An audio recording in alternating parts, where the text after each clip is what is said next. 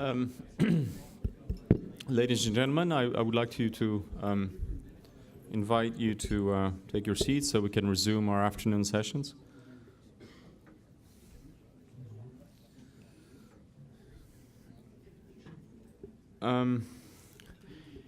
In session 3, we are going to be discussing crisis management and support to peacekeeping in Africa and beyond.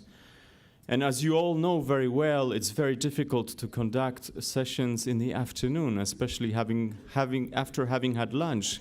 But with the excellent lineup of speakers that we have for this session, I don't have the slightest doubt in my mind that this will be a very lively and stimulating discussion as the ones that we've had before, particularly because this panel is moderated by another good friend of mine, Richard Cohen. Richard needs no introduction. He's a former senior defense advisor to the Minister of National Defense. Richard, the floor is yours. Thank you.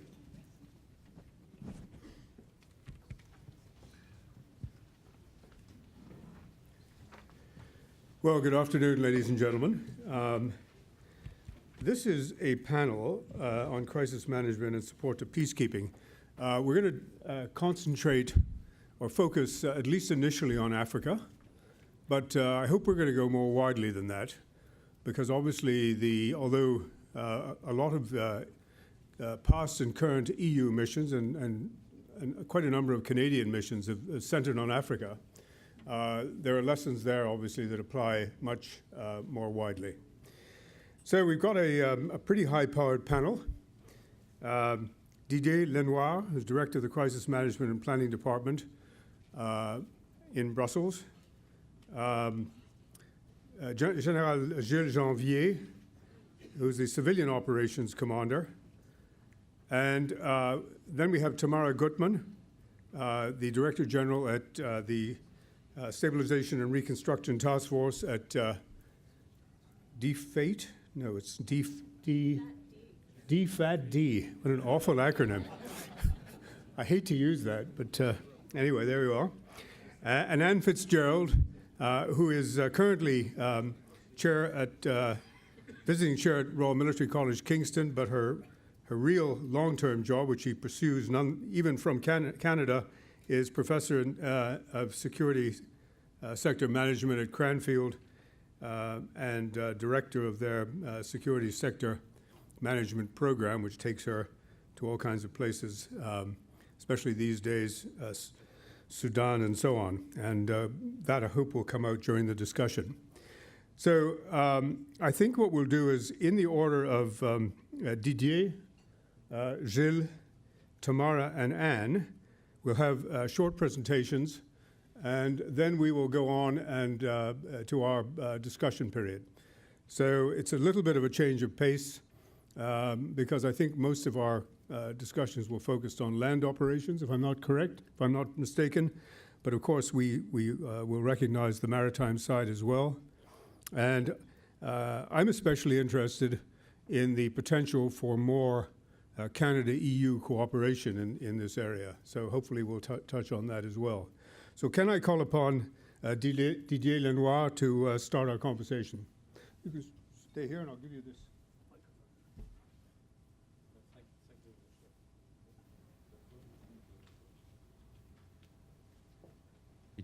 It works. Okay. Yeah, I will focus my speech on actually our work in terms of capacity building. We see a growing trend to adopt some sort of an indirect strategy by which, instead of addressing ourselves crisis situation in Africa, we want the countries of Africa to manage themselves this crisis. So it's obviously very important in terms of sustainability of the efforts, but it has its own challenges. And I would like to give you maybe as an introductory remark 3 or 4 points on these challenges that we have to face when you try to adopt this indirect strategy. I mean, first thing is that if you're shifting from a crisis management logic to a capacity building logic to help others addressing the crisis themselves, then you have to have a broad approach to the problem. In other words, you need to go beyond a drill. You need to go beyond simple training. You need all of security sector approach so as to cover all the aspects, and this goes from, I mean, drill and training are important, but you need to address the question of equipment, you need to address the question of organization, you need to address the question of the legal or political framework in which these security forces will be operating. I mean, just one example, when you are training, I mean, we have been training Somali battalions. One of the challenges was to make sure that these battalions, when redeployed in Somalia, remain as battalion. One way to make sure that they remain as battalion was to make sure that they were paid. And therefore, we had to work a system so as to make sure that the guys were paid. We had to work up a system to make sure that there were donors to finance this funding mechanism. But as a result, 1 year after the training, 95% of the soldiers were still in their battalion, in stark contrast with other training efforts that were conducted by other actors at the same time. If you do not adopt this all of security sector approach, then in the base case scenario, your effort risks being useless, because if your objective is that the force you are training are able to address the security problem themselves, then they have to be able to deploy. Therefore, you need a logistical organization. They have to be able to sustain their effort. Then you need a command structure behind it, and they need to be equipped. If they are not equipped, they can't deploy. If they can't deploy, they can't address the security problem on your behalf, if I may say so. So in the base case scenario, you're useless. In the worst case scenario, it could even be counterproductive, because having better trained units that cannot be deployed is not necessarily a recipe for more stability. So that's, in our view, a first lesson, a very important one. There is a specific problem that's the question of equipment.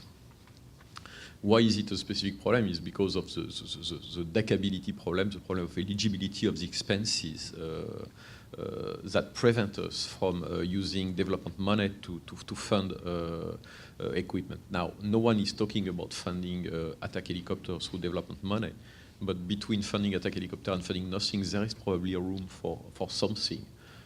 Is communication equipment a military equipment, or is it a way to ensure that there is political control over the troops that are deployed? I mean, that's also a way you could look at it, and then you can, the question of eligibility of these expenses is, I would say, slightly different. Second key question, you need a partner, and I mean the local authorities have to be convinced that what is proposed is what is useful, and is what they need. In other words, there is a strong need for local ownership. I mean, this has to be managed, the overall process has to be managed by the local authorities. We are very close to regalian function. You cannot train security forces, be they military or civilian, against the will of the local authorities. So you have to have a dialogue with the local authorities so as to make sure that there is appropriation and that your efforts are supported and will therefore be sustained over the long time. That's your only exit strategy. Otherwise, you're stuck for ages. You need an interlocutor, and that's the second point. Most of our effort in terms of Africa peace building, building of African capacity has been devoted to regional organization or sub-regional organization. That's useful, but that does not suffice. There will be no African Union operation if there are no African troops. So you need to build to set up the building blocks, and that's the reason why working at the national level is essential in my view. And we need to complement whatever we are doing at the regional or sub-regional level by a direct support to African countries themselves, so as to make sure that whenever it's needed, they can participate into AU operation. What's the point of funding seminars on the logistical concept of the Africa Standby Force if you have no troops to implement that concept? So we need to complement whatever we are doing at the regional or sub-regional level by a determined action at national level. Third point, I mean, if you are in that logic of advising national authorities, therefore, and I come back to my previous point, training does not suffice. You need to accompany your training efforts by advising, monitoring, mentoring, whatever, call it the way you want, capacity, and we are systematically, whenever we are training, deploying a training mission, we have systematically a pillar that is devoted to advice and training the national authorities as to how they could best employ the capacities that we are training. In my view, it's an essential element. It's sensitive, once again, because you are very core to regalian function, but it's indispensable. Third point, and that's my last one, partnership is essential. These are long-term efforts.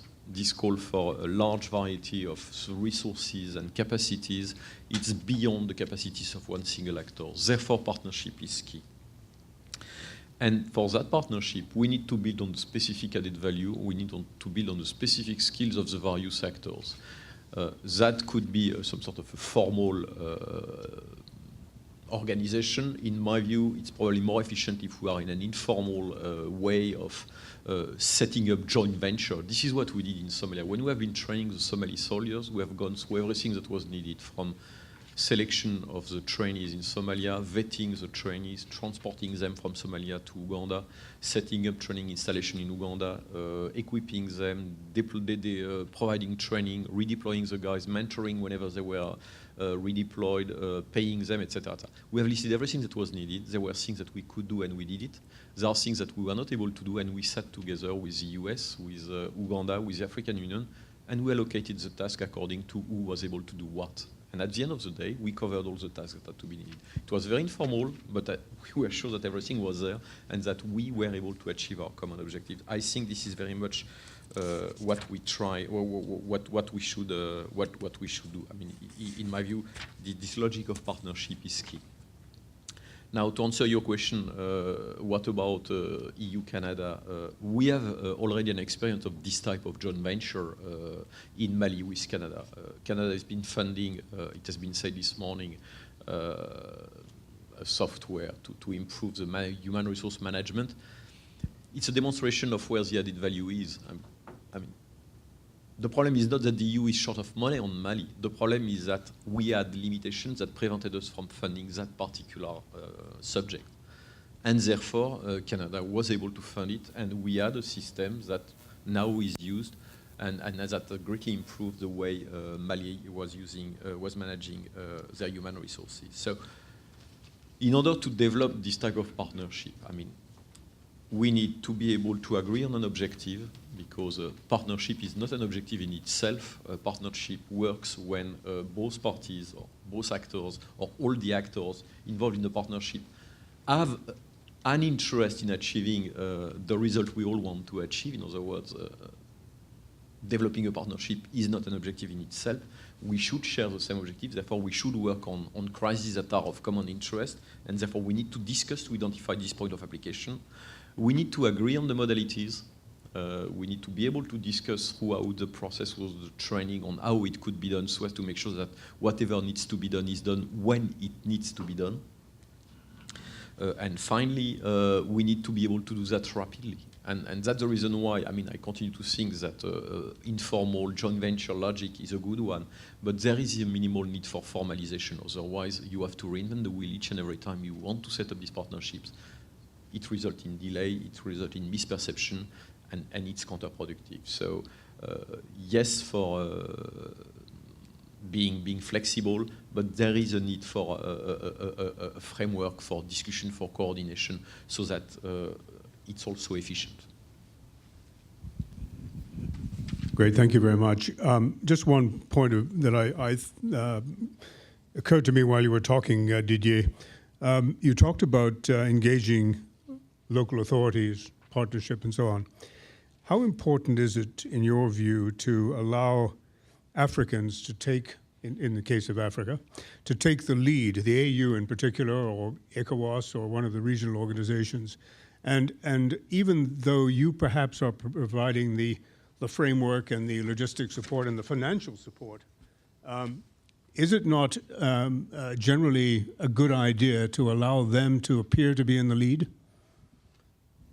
I mean, definitely, this is what we are trying to do. My point was to say that if you want the AU to be able to deploy an operation somewhere, you have to have forces coming from somewhere so as to force generate whatever needs to be force generated. In other words, working at the EU or the sub-regional level does not suffice. You need to engage with the countries, the African countries themselves, to make sure that whenever it's needed, they can put troops at the disposal of the EU so as to allow a regional solution to a regional problem. I don't think there is any contradiction between the EU level working with the EU and working at the national level. I think the other way around. It needs to go together. So yes, definitely the EU is supporting this logic of regional solution to regional problem, and we have been supporting the EU for years with a fairly substantial amount of money to that effect, not funding operation, but funding also capacity building. But this needs to be complemented with some training efforts so as to make sure that whenever it's needed, troops are available to deploy. Look at the difference between AMISOM, with a fairly successful operation in Somalia, because you had countries that are committed with a good military experience. I'm talking about Uganda or Burundi, and the difference with what ECOWAS has not been able to do in Mali. And I mean, it's no criticism, it's simply that for a number of reasons, you did not have the same an African country that was lining up so as to provide the bulk of a force, so as to allow an African force to manage the situation in Mali, and that's the reason why we had to transition to the UN. So it demonstrates that whenever you have a countries with the necessary capabilities, then you have a useful and efficient EU operation. Therefore, working at developing the necessary capability, in my view, is key to allow precisely an EU solution to an African security problem.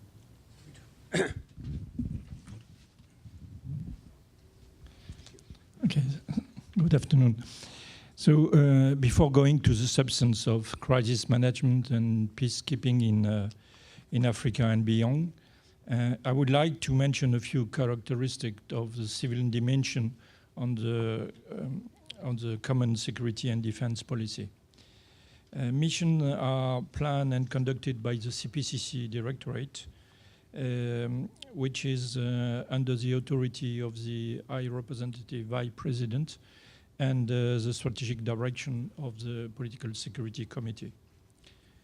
As such, it was mentioned this morning by Maciej, the civilian CSDP side is a major tool of the EU external relations. The demand for CSDP expertise is increasing in both scope and area. Currently, we are running 9 civilian missions, which comprise around 3,500 international experts on 3 continents, Asia, Middle East, Europe, and Africa.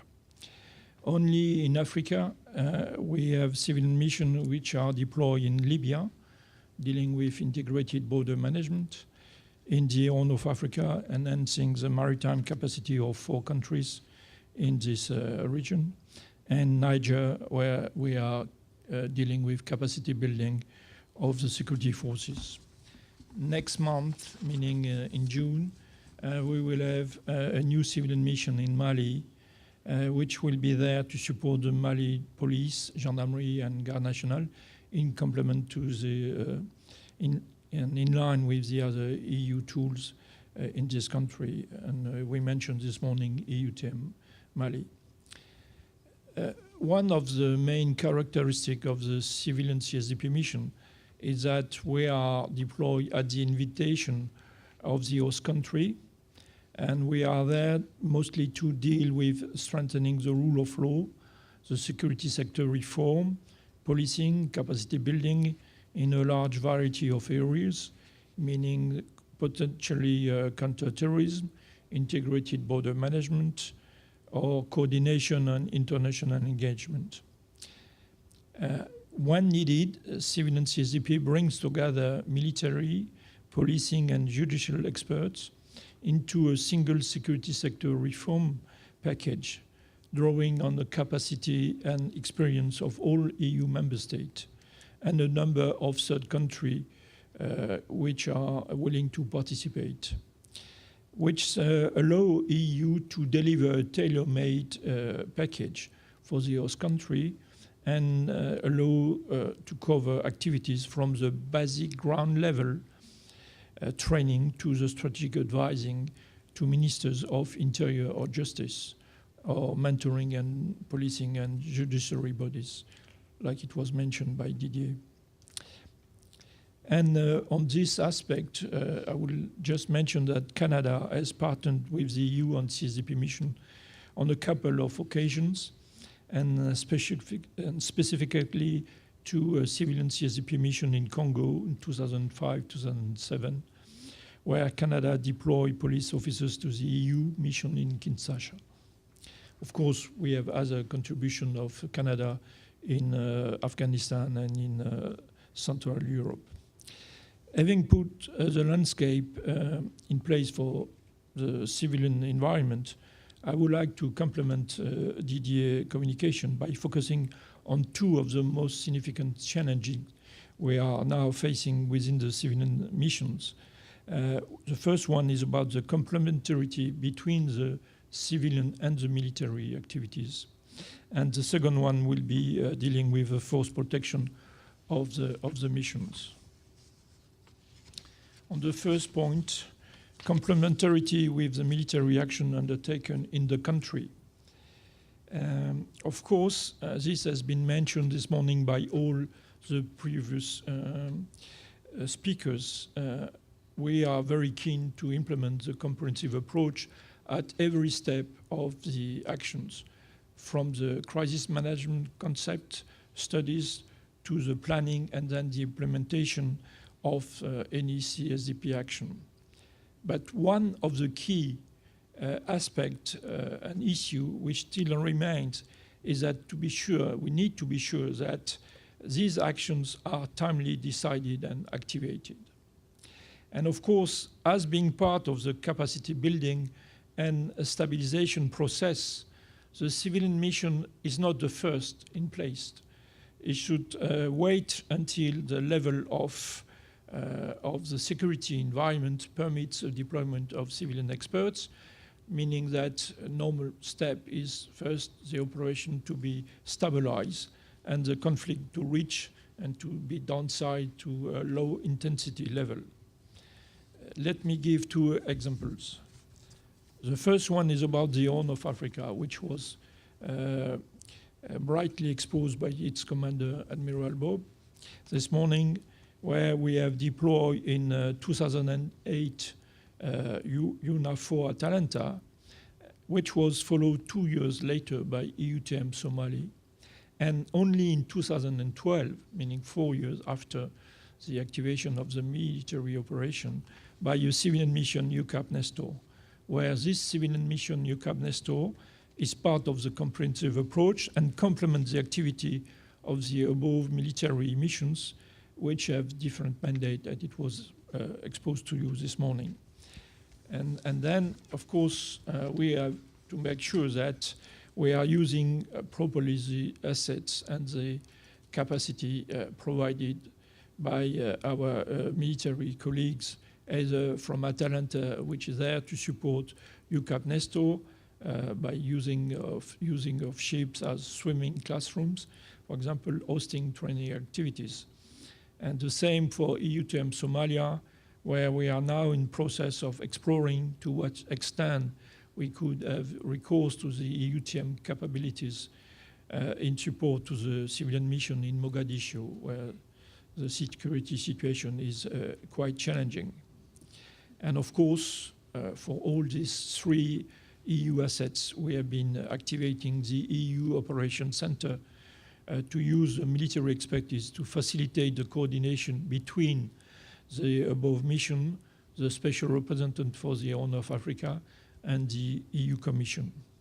In Mali, which is quite different, the Mali has faced a crisis, quite significant and challenging military crisis in early 2013, which led to a coalition to intervene in a military way with operational and offensive activities. And then when they succeed to regain control of the situation, there was secondly the support to the Malian authorities to retake control of the territories through the deployment of the trained Malian forces, which is carried by EUTM Mali. And now we are, with 18 months later, engaging into the third phase of the normalization process, which is to support the government to restore the state authority in full accordance with human rights and democratic principles. This is going to be the task of UCAP Mali, which will train the internal security forces and provide advice on how to reform the entire human resources management. And of course, UCAP will benefit of the very valuable experience EUTM has gained so far in the field of training.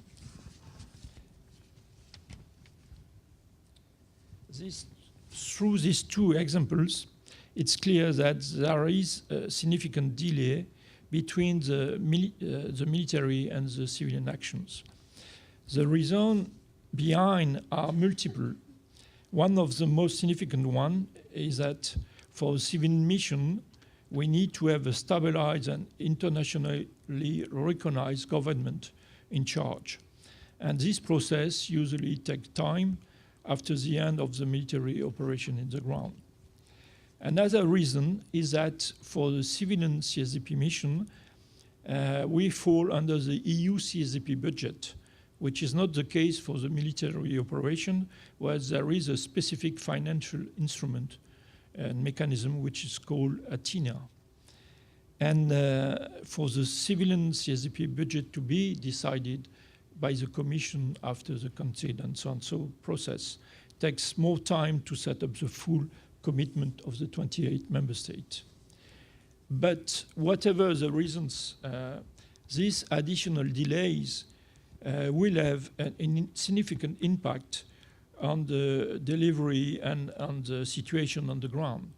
For example, we could say that in the north part of Mali, during this absence and vacuum of good governance by the administration and the security forces, there was development of actions by an official militia with no real control, neither by the civilian, the administrative, or the judicial bodies in this part of the country. In other parts, we could have a development of criminal activities by local actors, which will oppose the implementation to an effective government, and potentially will oppose also the activity of EU civilian mission there, which is partially the case we are now facing in Libya. And these are negative factors for the impact and the delivery of any mission. This is why, this is just food for thought and to give you some ground for question later, I think that we should think for reinforcing this civilian-military synergy comprehensive approach through more integrated planning, at least at the level of the EU crisis management structure in Brussels. Dealing with the second aspect I wanted to mention, which is the protection of our staff. Of course, duty of care is of the utmost importance for every commander, whatever is the organization he belongs to which, and as well as for the member state. And this is quite significant for the EU as we deploy in a high-risk country like Afghanistan, Somalia, or in country where situation could significantly change at short or even without any notice, which was the case in Kosovo. For the time being, our security relies only on private security companies. And this is a problem as such. During the last 6 months, the civilian mission has suffered the first casualties on duty when a patrol a few months ago was ambushed in northern Kosovo. And later in January, when a staff and a close protection officer were killed in Kabul by insurgents. In this case, the close protection officer managed to stop part of the attackers, but ultimately was outnumbered and killed in the exchange of fire. By illustrating this specific case, I will clearly make sure that I don't question the expertise and dedication of the staff of the private security companies. But I would like to stress the fact that our security relies on the quality of the relationship between the private security company and the local authority, mostly the Ministry of Internal Affairs of the country. And we had recent examples where our activities have been to be stopped during a limited period of time because of difficult relationship between the two stakeholders. For example, in Baghdad, during 2 weeks last year, the MOIA asked and summoned the private security company to hand over their weapons, and so we were no more in capacity to move out of the compound. And we are more or less facing a similar situation for the time being in Tripoli. And I will make this in conjunction with the last Defense Council of December, where on the side of the points which were mentioned by the Council, there was mention of better use and recourse to military assets, to dual use of capacities. And this is a sensitive issue. I think that this should be, I would say, improved, and there is a lot of progress by using better resources with military status capacity. Thank you. Thanks very much. Very interesting that you mentioned Afghanistan, because I was thinking some of these very problems we had with the provincial reconstruction teams. I think we've gone through this whole business of, what precedes what. I mean, ideally, security should exist before development and governance and so on can move in, but sadly, that's not always the case. So it's actually a rather messier business than one would like. Tamara? Thank you very much. I'll try to keep my remarks fairly brief. They'll be at a fairly broad level. I hope that'll leave more room for us to get into issues specifically in discussion. First, just to start, merci beaucoup de l'invitation. C'est vraiment un plaisir. I think this is a fantastic initiative. We were thinking about how to start off just thinking about Canada-EU cooperation, and we know 2014 is a year with many important anniversaries and commemorations of things past, but for Canada-EU, it's also a very important moment for us to look forward. And of course, we have the Canada-EU Free Trade Agreement. We also have our Strategic Partnership Agreement, which gets a little less publicity, but which really opens up a huge scope for us to do even more in these areas that we're talking about today. So I think this is a very welcome initiative. It's also a very timely one, given the scope of countries in crises, near crises, or in protracted crises that we are all dealing with in many parts of the world, not only in Africa, which is the focus of this panel, and I'll go a little more broad than that. I do want to say, I hope we can also get into the matter of crisis management a bit in the discussion. I really welcome the initiative that the EEAS had last December to host a conference. That's a bad slip. On how we can coordinate better, not just in Europe, but globally on global crisis management. So I hope that's a thread we can pick up as well. Pardon me. I think it's fairly well understood in the community of people in this room and the community of people who deal with these issues that the sorts of conflicts or crises that we deal with today are very different than those of the past. I think that's very well understood. and we faced an enormous challenge in how we stop not only violence but repression, gross abuses of human rights, and efforts to undercut democracy globally.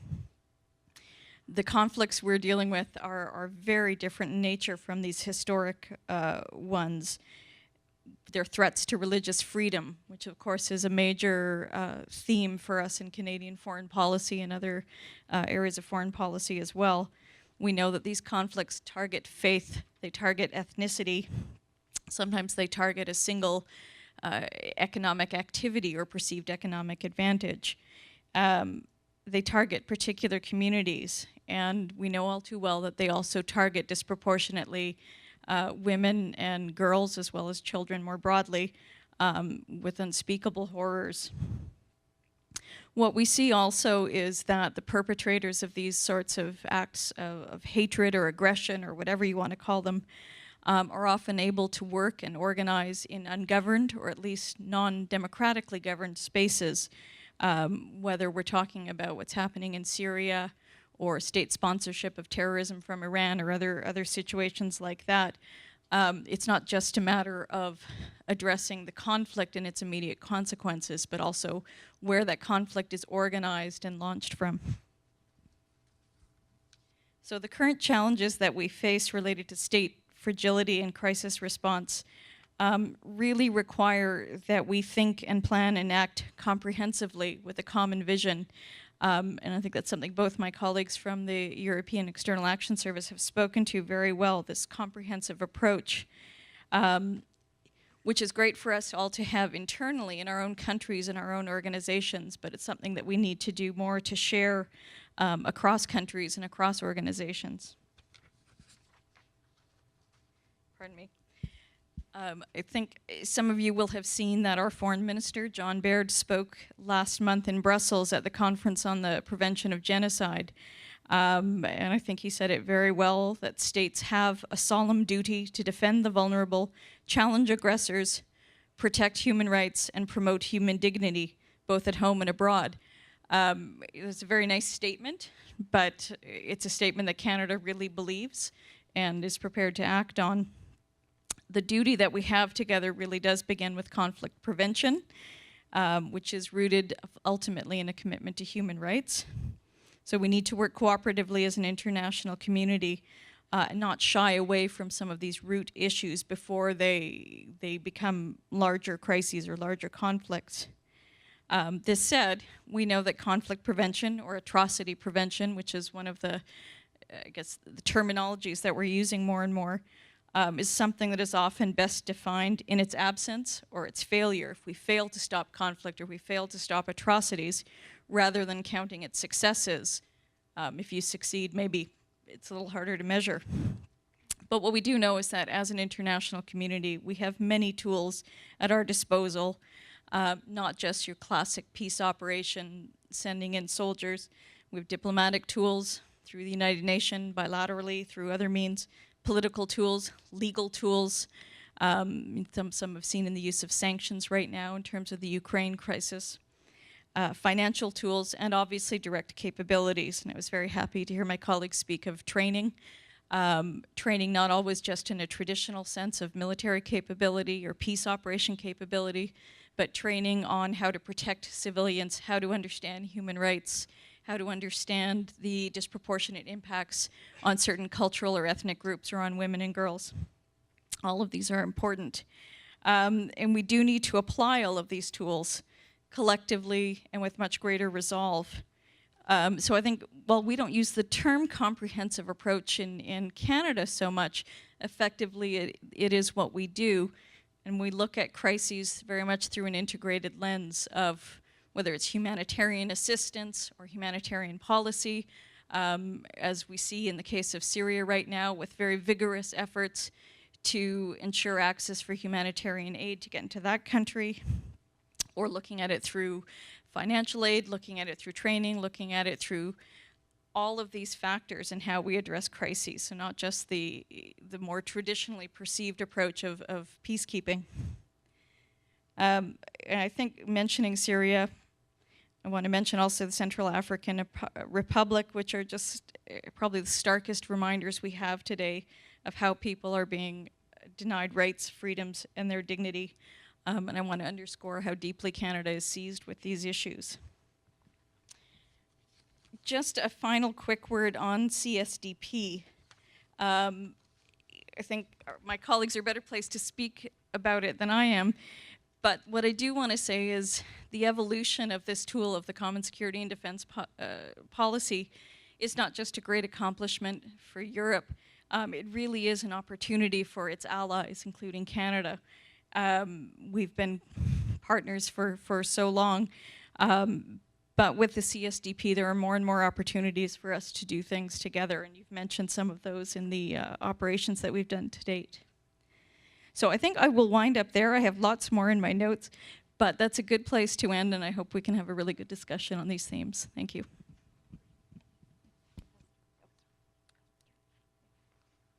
Hear me? I'm going to take the podium because I've got some pictures to show you. Let's change of pace. Okay. First of all, thank you to the organizers and distinguished panelists and guests. I would like to just talk about 4 or 5 key themes as a way of wrapping up this panel. And I've got some pictures to go with each one. No text, very, very little text. So I'll let you look at the pictures while I do a bit of talking up here.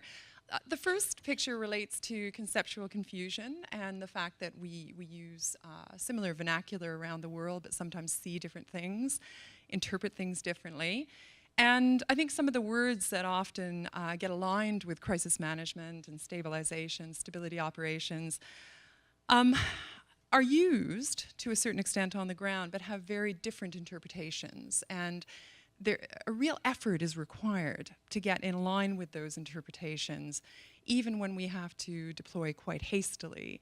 And I've been quite amazed at the way in which civil society is sometimes engaged before the British government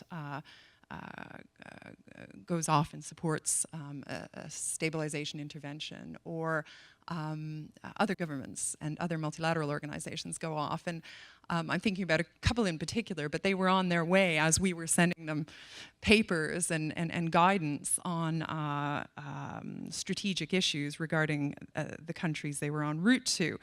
That certainly doesn't give time to get one's head around what stability means for some populations. And it was great that we were having a discussion earlier on Somaliland and Somalia.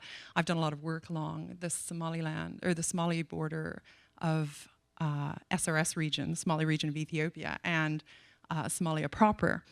And the communities are blamed there for engaging in terrorist activities, for being anti-government, and engaging in contraband activities. And they engage in contraband activities for survival purposes.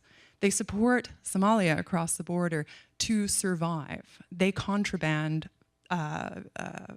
through food and basic commodities and services. So that is because the regional government of the Somali regional state of Ethiopia has not been distributing the funds and the resources equally around that region, and that government changes so often, like other regional state governments, that a lot of the vulnerabilities are rooted to that weakness in governance and weakness in the state.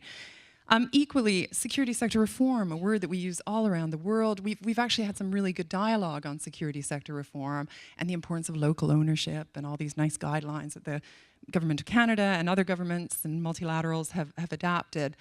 But we still default to what we know, and what we know in the Western context, like civilianized defense ministries and civilianized democratic institutions, and in this order, defense, police, justice, and then the rest we usually don't have any energy for, no resources left for.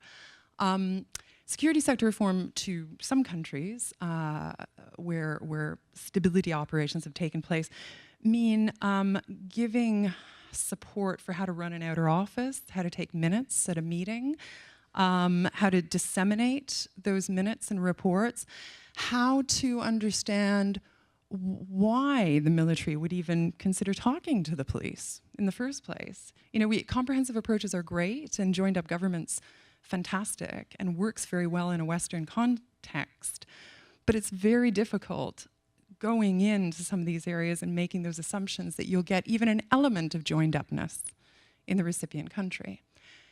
Even more is the case if we're working in countries with a tradition of Dutch Romano law, because of course it's very much in the interest for justice to be quite separated from the rest of government, and other institutions follow the same path.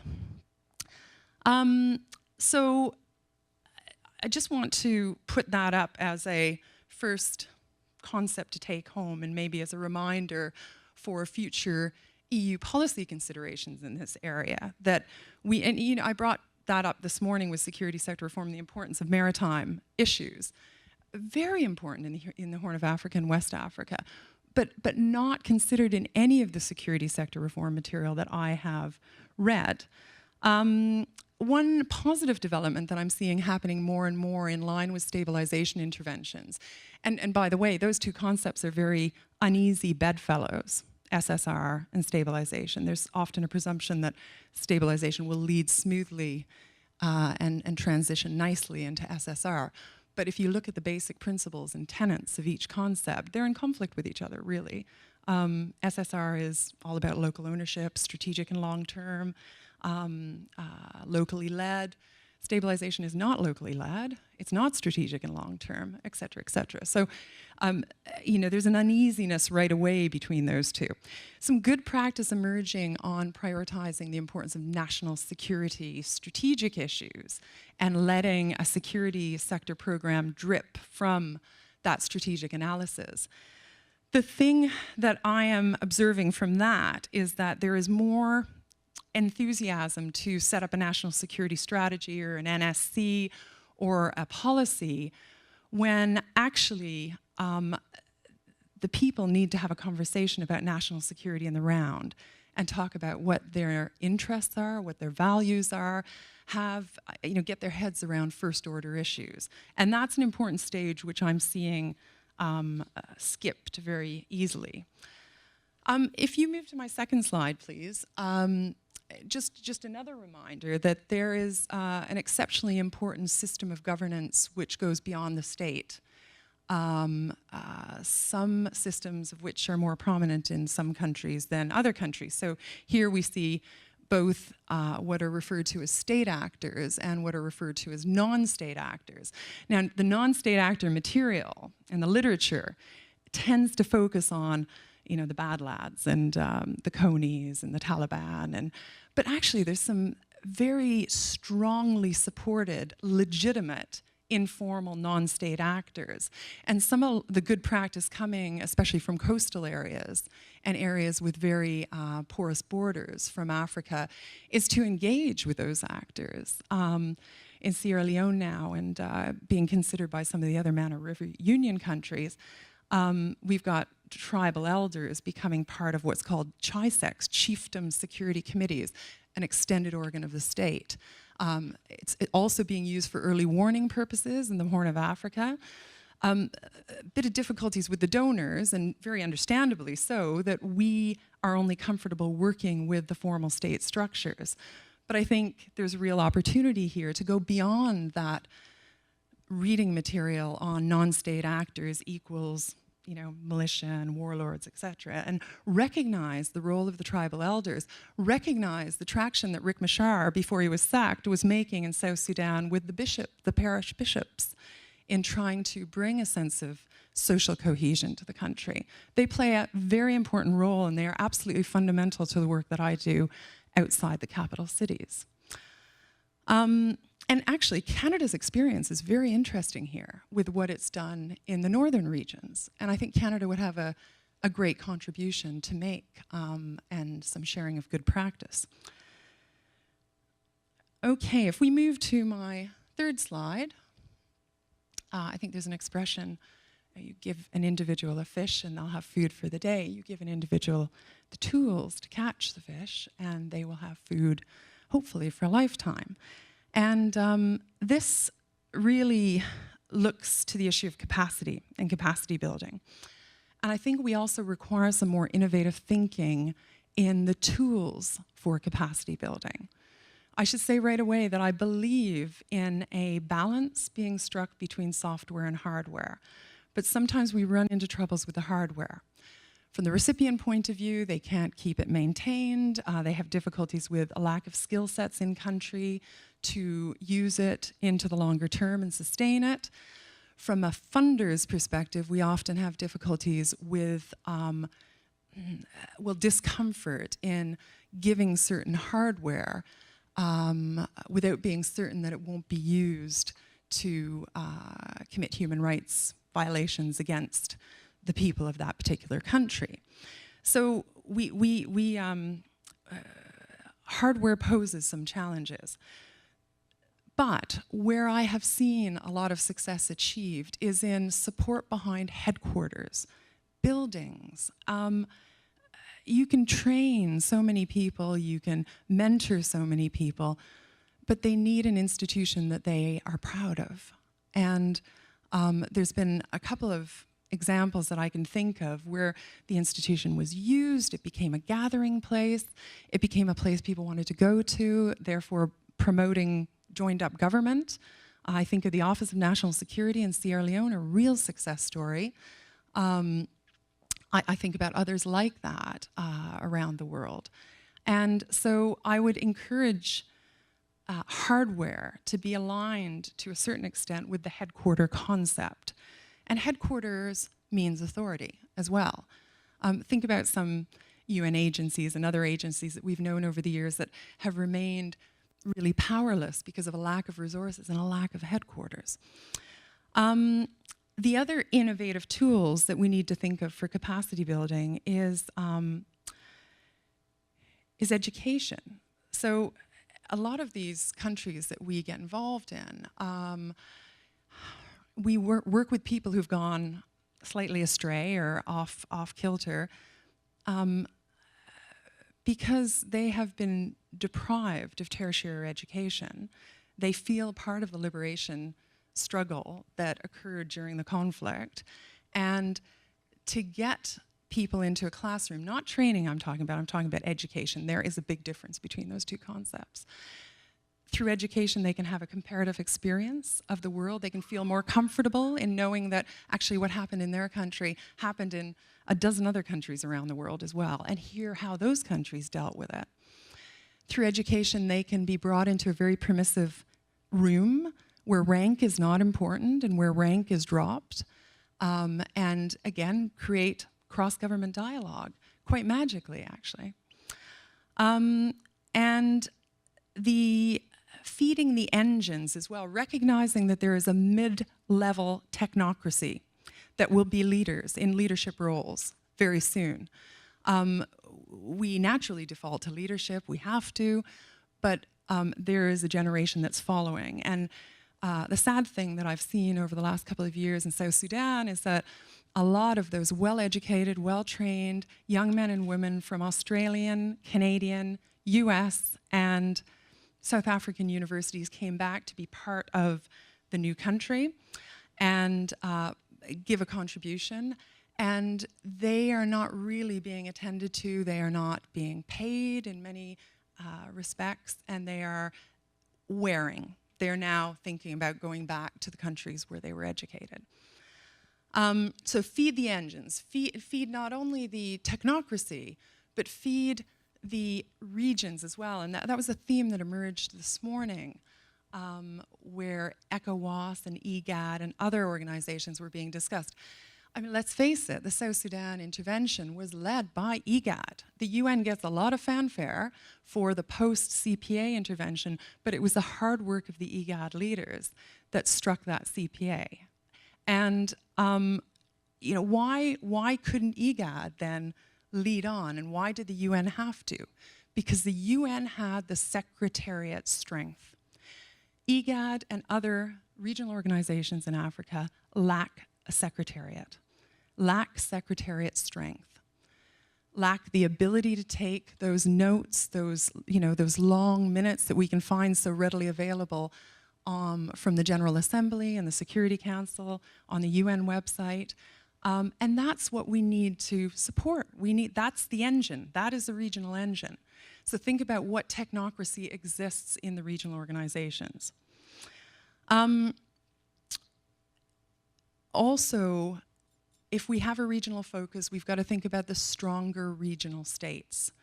It's been a shame that Ethiopia has not been more engaged in South Sudan. It has the best relationship, the only relationship with Sudan and South Sudan in the world. It's the only trusted country trusted to both of them. That's why the peacekeeping force, UNIFSA, was deployed up to the border. Yet they have been underutilized, just like some of the regional countries in other areas where we've deployed stabilization interventions have been utilized. Let's try to put our efforts in that. It's a great move towards conflict prevention. Next slide, please. I'm getting towards the end. Yeah, just national dialogue is another. This is from the peace talks between South Sudan and the Republic of Sudan.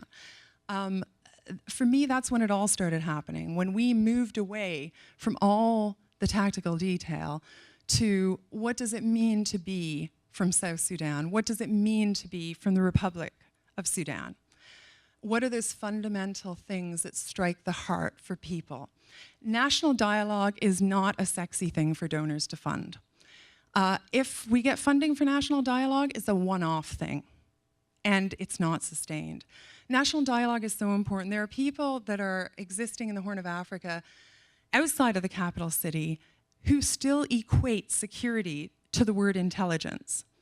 So the efforts to support national security are just not there yet because they're still thinking in terms of the Mengistu regime, where there was a 1 in 5 rule, one for every 5 people was the eyes and ears of the government. So whilst we all understand security sector reform and concepts of human security, etc., we are a small population that does that. We've got to promote public awareness. Lastly, last slide should be I just want to raise, and do no more than that, the contemporary concept of peace building. It was a concept that didn't get much fanfare during Boutros Ghali's 1992 Agenda for Peace because we were so focused on peacekeeping and peace enforcement.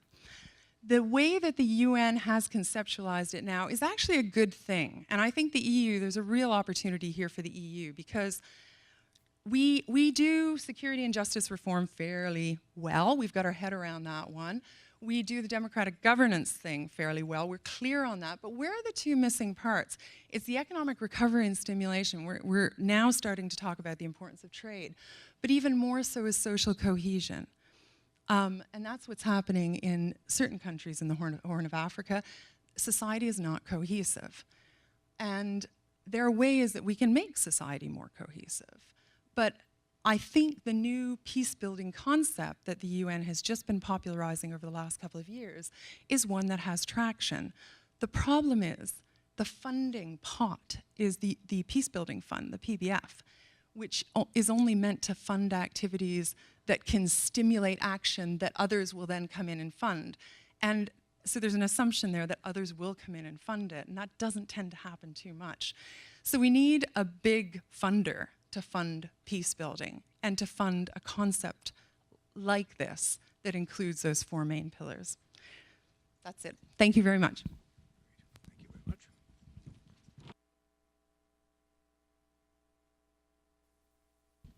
much. Good. Well, I think we've had a really good rundown on the whole area of peace operations, peace building, and so on. And Anne's final slide, I think, also gives us some food for thought in terms of the comprehensive approach.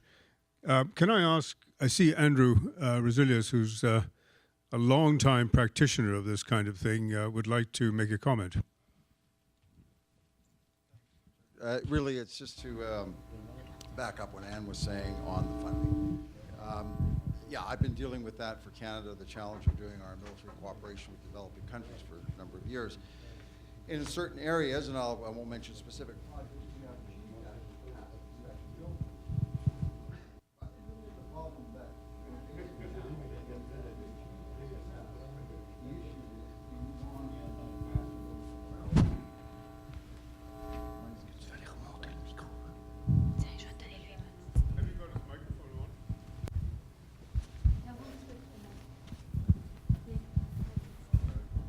That's the good one.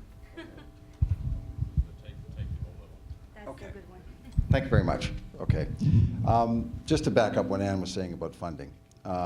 When we build capacity, and I think we're all on the same page, the general was talking about all the key steps. So I think we've got that one.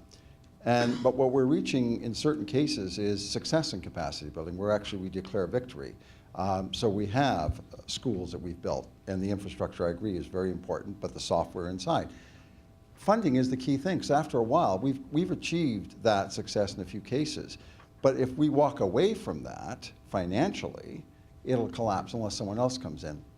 And that, to me, is the real big unanswered issue for international capacity building, is the financial sustainment of it. I think we all understand the concepts of how to do it. Now the question is, how do we sustain doing it? Because the challenges will be to move around the world more and more and more. And in Canada's case, we have a very limited budget.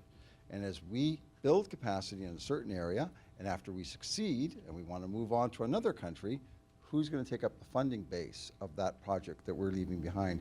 Because if no one takes it up, it will collapse. And so then we're either stuck funding that, and then we have to fund that, plus others and others and others. And it's a multiplying effect around the world. So Ann, I just wanted to just confirm that was a great slide at the end, and I just wanted to build on that from practical experience. Thank you.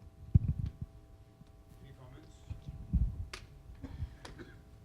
I think it's a really good point, Andrew. I think there is one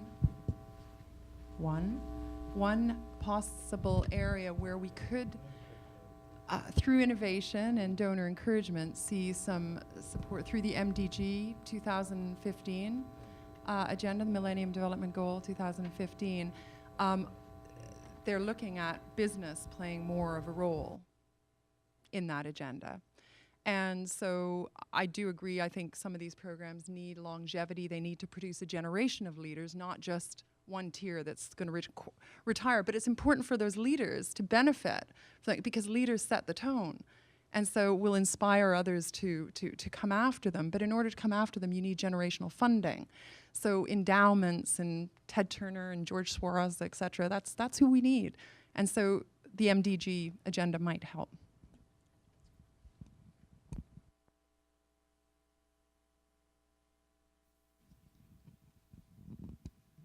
I just wanted to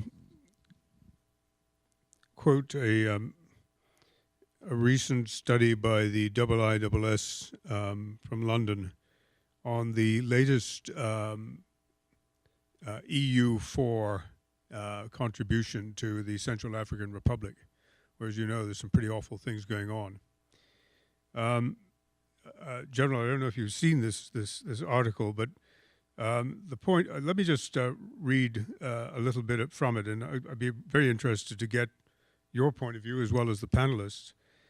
Despite a high number of multinational contributions to the operational headquarters, which represents a safe way of getting involved and sending a political signal, only 13 states have supplied personnel on the ground, and only a handful have made substantive contributions. Georgia, by the way, is the second, as you know, is the second largest, not an EU member yet. While battle groups have been a vehicle for defense reform and improved bilateral cooperation, the capabilities committed to them are small and not sustainable, so that their utility, if deployed, would be limited. The alternative has been ad hoc missions based on voluntary contributions, which can't be mobilized quickly.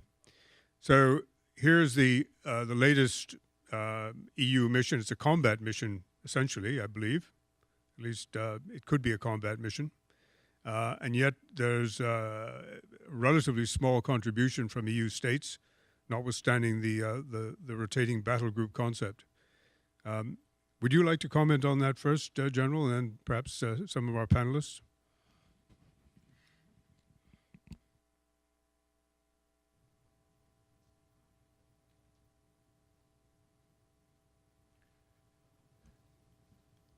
I can confirm the problem which is behind it.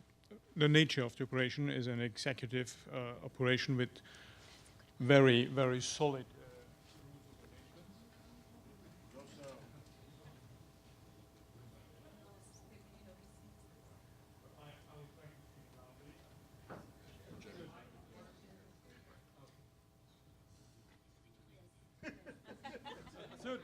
Okay, good.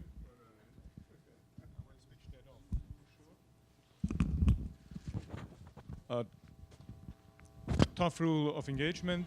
The nature is to free space in Bangui to get capacity from the existing operations Sangaris France and the MISCA African Union to enable them to act in other parts of the Central African Republic.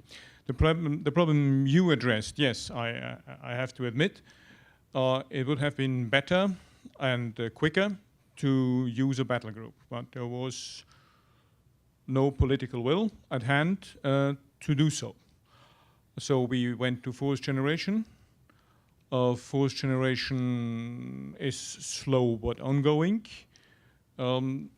It shows to a degree the limits of political preparedness in member states to contribute materially with personnel in a difficult situation, in a rather demanding operation. That we have to address and will continue to have to address in the future.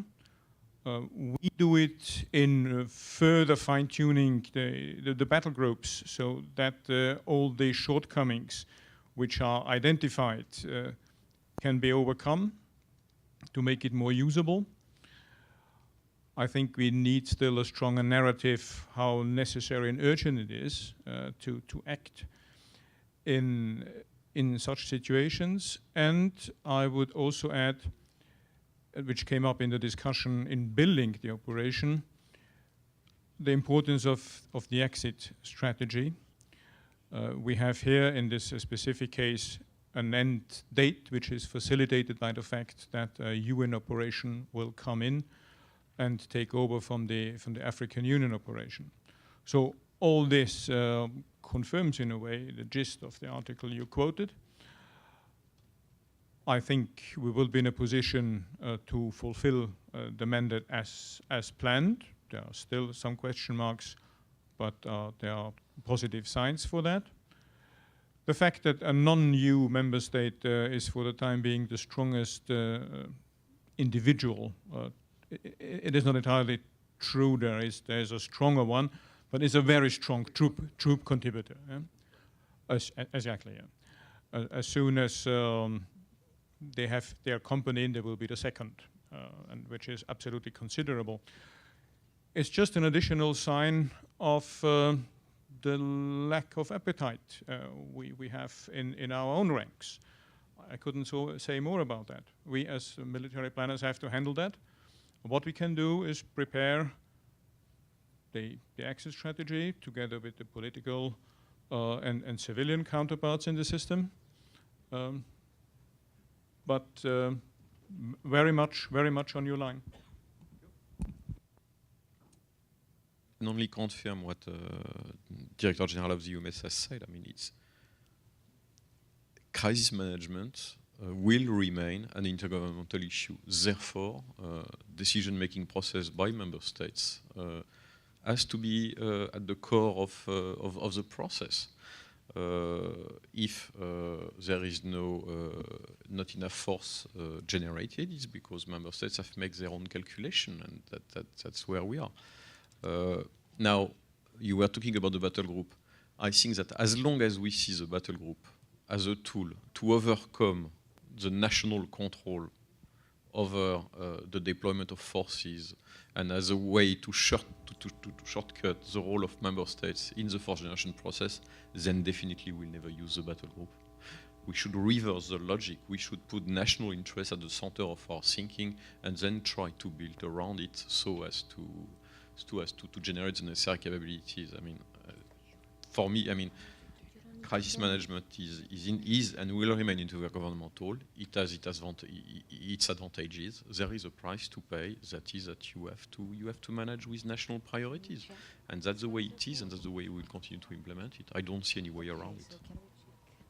That one, which is on that A very interesting idea.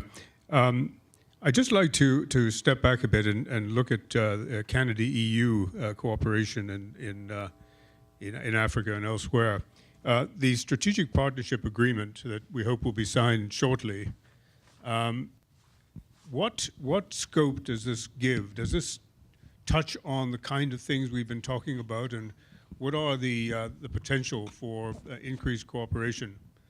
Tamara, would you like to answer that one? I'll answer very, very briefly because I don't have the agreement in front of me.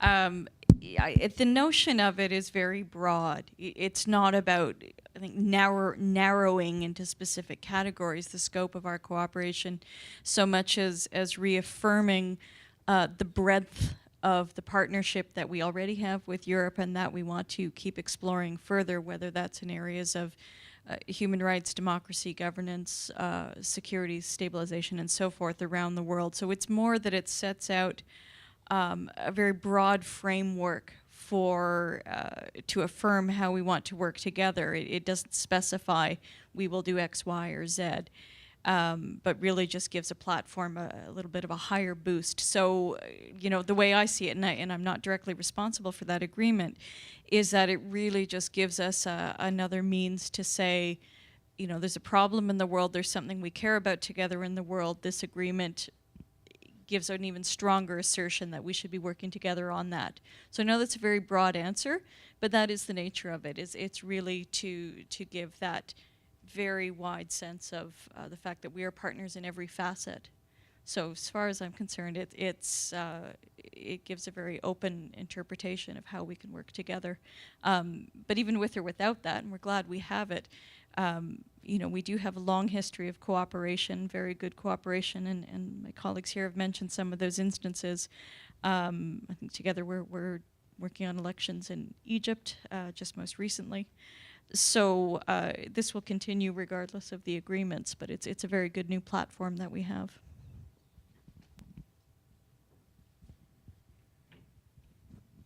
One thing I'd like to come back to that Anne mentioned, which is of interest to me because I was involved to some extent in this in Afghanistan, was the concept of what we might call local militias, engaging, I think you called them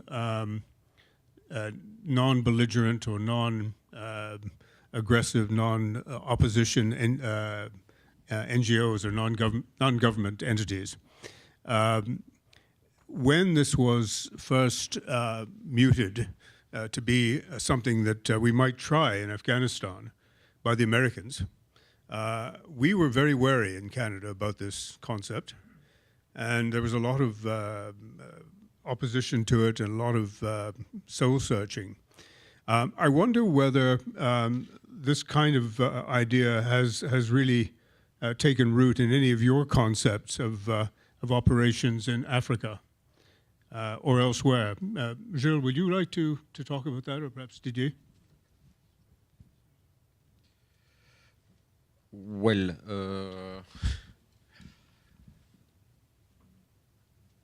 yes or no. I mean, obviously, when you want to address a given crisis situation, then you have to engage with all interlocutors that are one way or the other involved in the given crisis. So, yes, we are engaging. Now, there is a limit to that, and the limit is that usually when you are deployed somewhere, you are deployed at the invitation of the local authorities. You are deployed based on the status of forces agreement is provided by the local authorities. So, I mean, there is a political limit to the type of contact that you might have with other actors, and we'll have to be very careful about staying within our mandates. I'm talking about crisis management military. Obviously, if you are in a business of political mediation, that's a completely different story. But when you are in the business for running a mission or an operation, then, I mean, you have a mandate. That's the political guidance you've been given by your member states. That's the basis on which the local authorities have accepted the deployment of an executive mission on their territory. And that's something that has to be taken into account whenever you are engaging with other stakeholders. So there is a fine balance that has to be struck. Well, thank you very much. Is this working? Thank you very much indeed to the panel and those of you who engaged in the discussion. We covered a very wide range of issues, and clearly this is a very, very complex business, the whole idea of peace operations, support, peace building, and so on, and one that we've wrestled with for a number of years in Afghanistan. So a lot of Canadians in this room, I think, have been very much involved in it. A lot of the lessons that we learned, I presume, can be taken to other places. Some perhaps not. Every place is unique, but I think we covered the wide range of complexities here, and also the scope for perhaps increased EU cooperation, EU-Canada cooperation in this area. I think just the mere fact that we're talking about this today hopefully will stimulate some ideas about further EU-Canada cooperation. So thank you very much indeed, panelists. A very good panel, and we'll continue the discussion elsewhere. Thank you.